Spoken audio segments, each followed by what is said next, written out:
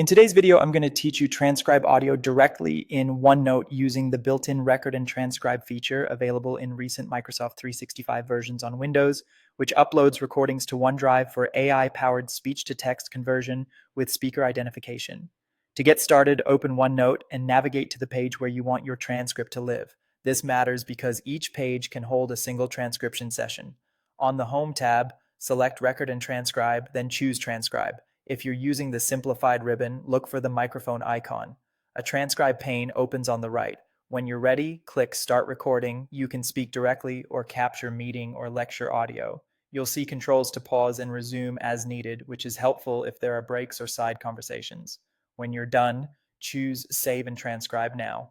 OneNote uploads the audio to your OneDrive so the AI can process it. For short recordings, expect a turnaround of about 3 to 5 minutes. You'll then see editable text with timestamps and automatic speaker labels such as Speaker 1 and Speaker 2. To bring it onto your page, select Add Transcript to Page. You can insert the full transcript or just selected sections. The inserted text remains editable and includes hyperlinks that jump you back to the corresponding moment in the audio. If you already have a recording, you can upload it instead. In the transcribe pane, click Upload Audio and pick a supported file like .mp3, .mp4, M4a, or .wav. OneNote sends it to OneDrive, transcribes it, and then displays the results so you can play, review, and edit. Use the playback controls to adjust speed and follow along with the synced timestamps. For cleanup, you can relabel speakers to meaningful roles like presenter or interviewer, and those changes will update everywhere that label appears. Edit any text directly to fix names, acronyms, or specialized terms. Audio playback stays linked to the timestamp so you can confirm accuracy as you go.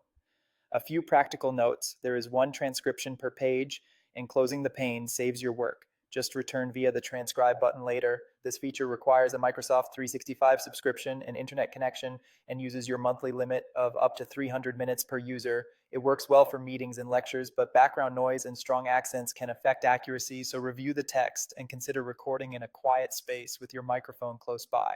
Remember that files are uploaded to OneDrive for processing, so use it for content you're comfortable storing in the cloud. And that's it. If you found this tutorial helpful, don't forget to like this video and subscribe to my channel for more OneNote tips and tutorials.